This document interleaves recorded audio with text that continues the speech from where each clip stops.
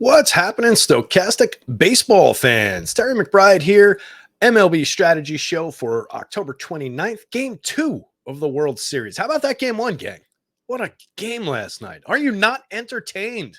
To steal the words from Maximus Aurelius, Russell Crowe, Gladiator, a movie that half you guys probably haven't even seen.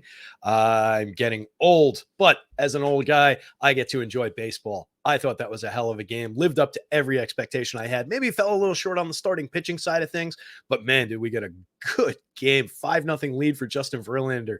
You got to think the Astros are putting that game away 9.9 times out of 10, 99 times out of 100, whatever the case may be. And here come the Phillies roaring back. I mean, what a game. Hopefully we get the rest of this series anything like that one. It will be an all-timer. It should be fun. Going into yesterday's show, I was saying I thought these two teams stacked up really nicely against one another. Great hitting on both sides, very strong pitching on both sides. Astros definitely better defense, better bullpen, but these Phillies just have that clutch knack, and man, they just keep on coming through. So it's going to be a really fun ride the rest of the way. Hopefully everybody had some success out there in DFS land. We had a contender. I entered just one entry in the FanDuel tournament. I threw in that entry that I built at the end of the show for FanDuel. It was hanging in there by the skin of its teeth to cash toward the end of the night, but didn't quite get there, I don't think. But hopefully somebody picked up something from the show that we talked about yesterday, had themselves a good night in the MLB showdown streets. We are brought to you today by our pals at BetMGM. They've got the no-brainer going on for basketball games. If you go over to BetMGM, you create a new account, you bet $10 on any money line in the NBA tonight, and if anybody hits a three, you get $200. So what I'm basically telling you guys is if you go outside, there's somebody out there waiting for you with $200 in their hand. And if you give them 10, they're going to give you 200. You would do that every single time.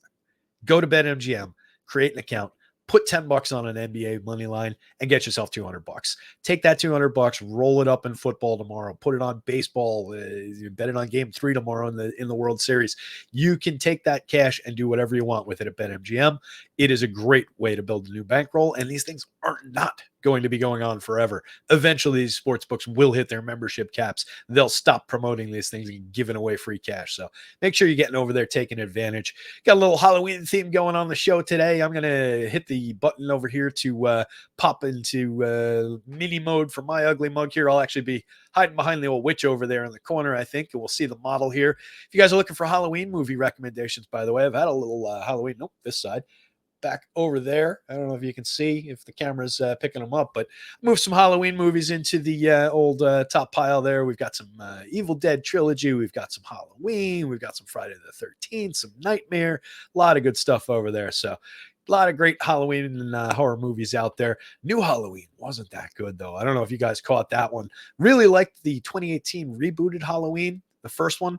And then the middle one, Halloween Kills, it's all right. It was a fun romp with Michael Myers. Wasn't as good as the first one.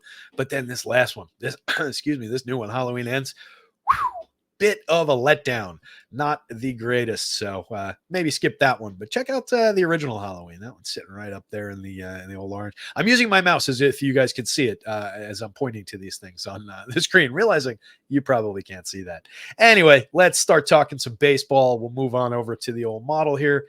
And as we can see, a lot of things that we've talked about over the last week or two on these VODs, these single shows, with a lot of the same hitters. These lineups are going to be pretty familiar, obviously. With a lefty going for the Astros, we might have a different version of the Phillies lineup. They do make some changes at the bottom with Matt Vierling and Mundo Sosa entering the lineup, and Brandon Marsh and Bryson Stott exiting the lineup. I do expect that's what they're going to roll out today. They've been doing that fairly reliably throughout the end of the season, get some righties in there, and going up against a premium lefty like Framber Valdez, it makes some sense. So taking a look at the pitching matchup first, Zach Wheeler going for the Phillies. Two excellent pitchers going to start us off. But Zach Wheeler taking the mound for the Phillies, 153 innings, 26 starts this season, a 26.9% strikeout rate, a 3.06 xFIP, 11.4% swinging strike rate. His CSW, if you remember yesterday, we saw with Nola and Verlander, those guys were 31, 32% CSWs. That's called plus swinging strike rate. So you can see Wheeler doesn't have quite that level in terms of the called strikes. He doesn't work around the plate quite as much. The swinging strikes are right there in line with what Nola does, but the called strikes down a little bit from where Nola was. That's where you see the little bit of a dip in strikeout rate, but he's still very strong. Last season, you can see his CSW was slightly higher, marginally higher, but his strikeout rate overall was stronger over a bigger inning sample last year.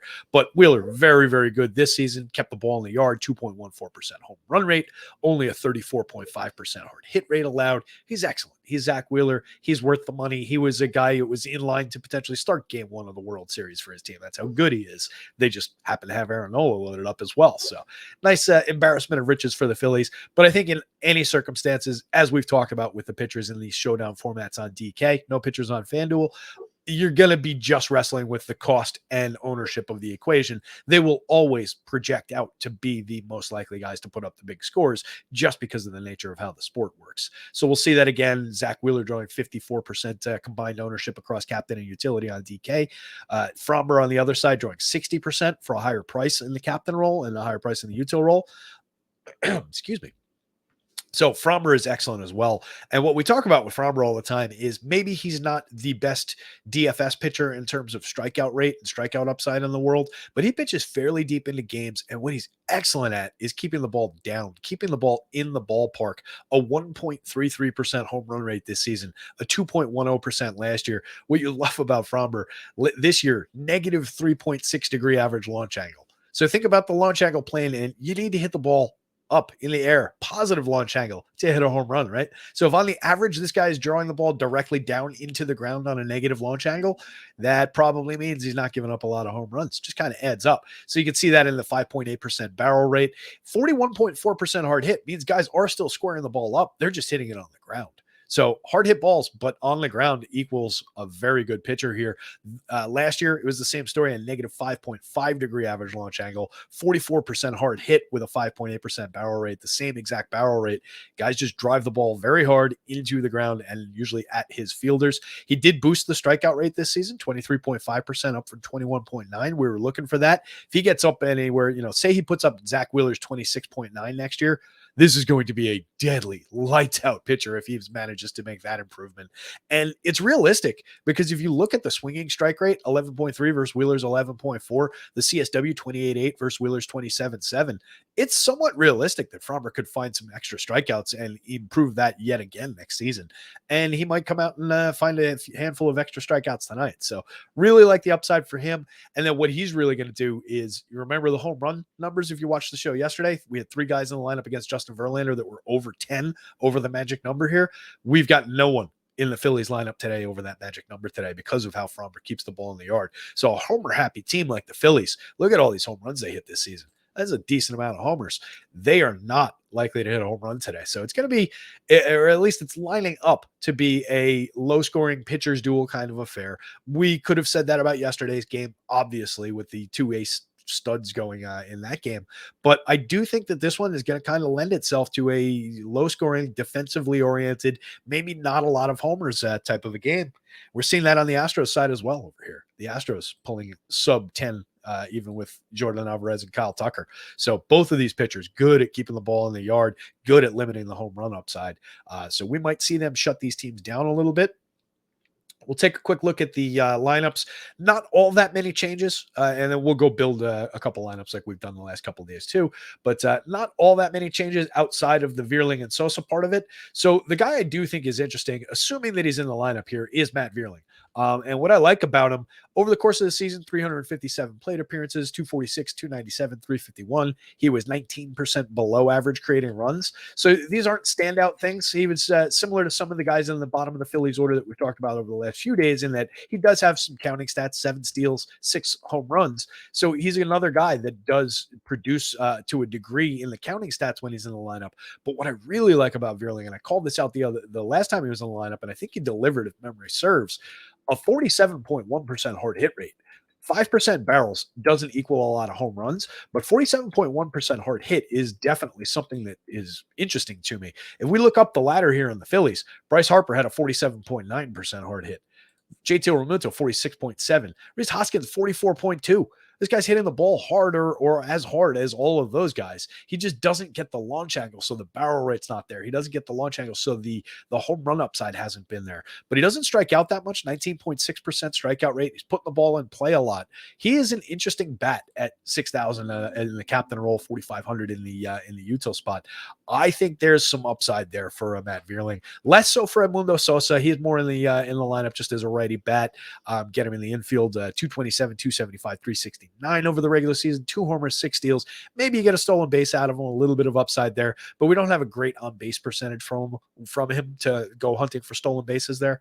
Outside of that, the rest of the lineup adds up pretty much how it has. Going up against the lefty, maybe you focus a little bit more on the Rhys Hoskins, maybe some Nicky Castellanos for your offensive production. But you can see the big lefties going under-owned, 11.9% for Schwarber, 11.1% across captain and util for Bryce Harper. Both of those guys are expensive. They're in lefty-lefty matchups, but at a certain point, you have to stop caring when those guys are going to be so low-owned. And we'll see how low-owned they are in the captain spot in just a minute. On the other side of this one, like I said, most of the Astros not really drawing home run rates either here against Wheeler. He is very, very good at keeping the ball in the yard as well. But if I'm homer hunting, I think I'm probably leaning into the Astros side of it. If somebody said, hey, gun to your head, pick a team that's going to hit a home run in this game, I'm not going to draw down against Framber Valdez in that situation. I just think it would be more likely to come against Zach Wheeler. Good as he is at limiting home runs, there's more worry with the way that Framber Valdez just keeps the ball down. So if we get a homer, it would probably come from the Astros side. We're probably looking at Jordan Alvarez, Kyle Tucker, the big lefties, but tremendous upside in Jose Altuve. I know he's not had the greatest playoffs, but definitely a key bet in this lineup and just all season long. I've talked about it the last few times we've talked Astros. Jeremy Pena, dynamite rookie season. Alex Bregman, Julie Gurriel has come to life in the playoffs. Last year's American League batting crown winner and a dynamite bat and a very very good player. He's drawing some popularity on the DK slate at 9,300. I think that makes some sense. At 5,500 on FanDuel, he's only 22.6% owned compared to some high 20s into 40% on some of these other guys. I feel like that's a little bit of a mistake by the field. Maybe they're leaving him on the table a little too much. Similar for Chas McCormick by the same token. He is getting slept on by the field a little bit on FanDuel. Martin Maldonado, not drawing that much attention for good reason. The guy who's drawing a ton of ownership, 57% across captain and util for Trey Mancini, 7,200 in the captain pricing. So he is priced down for the situation. We know what kind of bat Trey Mancini is historically. There's a lot of power. There's a lot of pop in that bat. He's 4,500 on FanDuel, drawing 35% ownership. He's going to be super popular as a value piece today, but I think it's totally justified. There is upside and he is mispriced. So that's the long and short of the lineups, gang.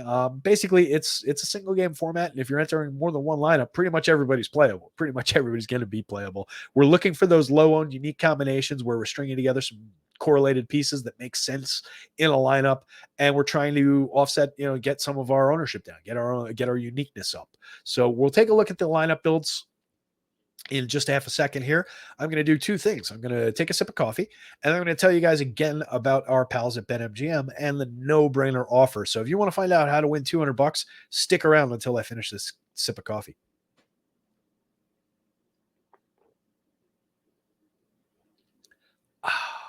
Had to make it a long, luxurious sip of coffee there if I am going to tee it up that way. Bet $10, win $200, guaranteed. Pretty much guaranteed. Pretty damn much guaranteed. If anybody out there knows the last time a team went where the NBA went without hitting a three-pointer in a night, let me know, because I don't know when that was. I haven't been able to find it. I'm sure there's one out there somewhere, but it does not happen all that frequently. And that's what we're looking for tonight. We need one three-pointer made in the NBA to get $200 for our $10 money line bet. Bet $10 on the money line in the NBA, any game you want. Win $200 if somebody hits a three. It's that easy. No brainers over at BetMGM. They are not going to be doing this for that much longer. Go over to BetMGM, create your account, bet $10 on a money line, get yourself $200 to spread around the different sports and have some fun with, guys. It is an easy way to build a bankroll. Let's jump back in here. We'll talk a little showdown lineup creation. Let's build a FanDuel lineup first this time. We've been doing DK first. I know DK is everybody's favorite, but let's get FanDuel out of the way. The DK ones are more interesting. We get pitching over there. We get the price multipliers. A little bit more interesting on DK.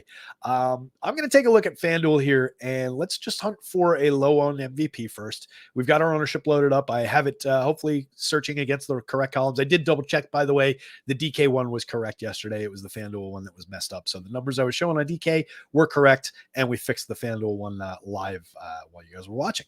So hopefully everything's right today. Looking around the board for some captain ownership or MVP on FanDuel, rather. Gurriel kind of is interesting to me. A $5,500 base price. Not that we really care. There's no multiplier on FanDuel, so we don't really care about that. But he's only 1.6% owned in the MVP, 2% in the star. I think there's some value there, but I think we just need to go with a bigger bat here. Even though there's not a ton of expectation of home run upside, I do think maybe we can grab one of those guys. If we're looking at the potential for home run hitters, like I said, I was thinking more in terms of the Astros for that. Kyle Tucker, 12% in the MVP spot. It's the second highest owned MVP, but Jordan Alvarez is the highest owned at 19%. I don't really love going with one of those big lefties. I'm thinking maybe we put Alvarez at 9% in the star spot. See if we can still get a multiplier out of Alvarez, but do it at a lower ownership number because he's basically owned the same in util. So if we're getting him, we might as well multiply him, right? Without having to multiply the salary at the same, actually slightly lower ownership in that star role. I think that makes some sense. It still leaves us hunting for a captain. We could go with the uncorrelated captain or MVP. It's whatever, same difference. The uncorrelated MVP and maybe grab somebody from the Phillies side. But what I think I might do here is price it up, grab Alex Bregman, who hits behind Alvarez. So if Alvarez gets on and then Bregman goes yard, you want him in the MVP spot, Alvarez in the star spot anyway. And that's the correct way to angle this for the ownership because Bregman's only owned 6% in the MVP spot. Now we've got 6,000 remaining for 3 positions. So we're going to be a little bit cash crunch, but not really. FanDuel's friendly enough. There's a lot of guys on the board in that price range. So we could use a Jeremy Pena and correlate another player into our little mini Astros stack here, which I think probably makes some sense, except for the fact that he's 21% owned in the util role. I don't love that. We can get a little bit less than that if we need to. So let's leave that thought on the board out there in the ether. Jose Altuve, similar story. He's actually less expensive than Pena and drawing a third less ownership. That's kind of interesting. You know what? Let's do that. Let's grab the Altuve correlation piece. A little bit cheaper. Now I got 5,000 to spend. We still do need at least one Phillies bat. And not that many people are going to it. 16% owned. We talked about Matt Vierling. He is only 4,500 on this slate. There's a little bit of upside. And on a day where we're expecting Fromber to kind of shut down a lot of this Phillies home run hitting upside, maybe a guy like Vierling comes through with a hard hit ball through the middle in the right time and knocks in a run, right? That might be all we need. So let's put him in there. Decent job on the ownership. 5,500 to spend on this last spot. We can go a few different directions. I can grab Yuli. 19% owned. Let's see what that does. We're basically creating an Astros onslaught here. And it wasn't what I didn't set out saying, hey, I'm going to create an Astros onslaught, but it's kind of come together naturally. 1 in 36,000 lineup. That's not awful, but we could probably do a little bit better than that. That said, I do think this is a playable lineup with some upside. You could change things around. Say you wanted to throw Julie Gurriel into maybe the star spot. Right, like watch what happens if we do that with Gurriel and Alvarez, because Alvarez was owned the same in both the star and the util spot. So all we're doing here is changing what our multiplier is on the Alvarez projection, but just switching those two guys in their role, putting Gurriel in the star and Alvarez in the util spot, leaving everything else the same, changes that from a 33,000 to a 330,000 lineup. So that's much, much more unique, obviously, because you're using a 2% owned Julie Gurriel in the star spot versus the 9.2% owned Jordan Alvarez. So big difference there. Same lineup, basically, in terms of who needs to come through for you. So I think that one's interesting. If you're playing on FanDuel, that's one way to go. You could do the same thing with the Phillies. You could do a more balanced lineup between both teams. There's a lot of ways, and you can see a lot of flexibility in terms of just how FanDuel has these guys priced. Think through how you're positioning your MVP and your star, where the correlation works, which guy's hitting in front of which other guy. I do think that's an underrated part of the discussion on the FanDuel spot with the differentiated points multipliers and no salary multiplier. Just puts something of a wrinkle, something of a strategy into the FanDuel game. Let's take a look at the DK board. as we've done the last few times, let's build one first with a pitcher in the captain role because that's the popular play. That's the obvious multiplier play, obvious projection play. Let's go with Wheeler just to vary things a little bit and get some Phillies into the discussion here. So we'll go with Wheeler and we'll grab a couple Phillies bats off the top here. Base pricing, excuse me. We've seen JT Realmuto obviously went yard last night, had a nice game here. He could fit into this lineup fairly easily. Rhys Hoskins, definitely a guy to consider. Let's grab Rhys off the board here at 88. Get a little bit of the power upside, get a righty bat against the lefty. Again, Fromber is most likely going to limit the home run upside from these guys. But if I'm taking a home run shot from the Phillies, I think Rhys Hoskins is at least a fair bet here. With 63.25 left to spend across these positions, we could do something like you want to grab a little Matt Vierling here. He's 20% owned, but that 4,000 is going to do a lot for us in terms of the salary spend. He doesn't necessarily correlate with Hoskins, but it doesn't necessarily not correlate with him completely either. From the 8 hole, you could get a wraparound to the 2 spot in the right situation where there's a little bit of correlated value there. It's not tremendous. It's not something that I would go out of my way for. What I am going out of my way for here is the $4,000 price tag. That bumps us back up to a $7,100 per spot spend. So now we can grab some interesting bats here, right? If we want to go, let's say we want to grab a Kyle Tucker against our pitcher here, or Alvarez, a little expensive at 98 to go, and that's Pena, 10% owned. I'm just looking at the util ownership here. Instead of Tucker, there's 1,000 more though. It's difficult to say let's go half the ownership on Alex Bregman for 1,000 more, but let's see what happens. I think we've got enough money to do that. 61, we should be fine. So let's put Alex Bregman in there. Good bet in the right situation. Only 12% owned. The price is right. It's not like you're getting a discount on him. I just like the ownership being half of what Tucker's ownership is, and a fourth again what Alvarez is in. We could go Phillies onslaught if we wanted. We've got 61.5, so we could go we could grab a Bohm, we could grab a Segura, we could even grab a Castellanos. Let's put Castellanos in here. Right, a little Castellanos action. 49 left on the board. That gives us Trey Mancini if we wanted. We could do that. That's with Mancini's popularity, though. That's what a lot of people are going to do, right? That was the natural, easy decision to make there. Left me $100 on the table, but it's only a 10 point 1 in 10.8K lineup, 10,800 lineups. I don't know why that was so difficult for me to say. Part of that is driven by Wheeler in the captain role, of course. Part of that is driven by Mancini's ownership at pushing 50% in the util spot. But let's say we take Wheeler out of this lineup and just go with a bat. Obviously, 16,000 on the board there. So let's say we wanted to go with a Jordan captain. 1,300 left, so we could spread out a little bit more money. But what I wanted to show was just making that change from the 23% owned captain of Zach Wheeler to a 2% owned captain, one of the best hitters in all of baseball, going into your captain spot here, just taking the pitchers off the board. That makes that 1 in 10,000 lineup a 1 in 115,000 lineup. Let's say we didn't want to do it that way. What we wanted to do was take Wheeler out of the captain role and put him into a util spot. We haven't talked about pitchers in the util spots all that much. That leaves us 14-2. So let's put Rhys Hoskins back. We'll go Hoskins in the captain spot.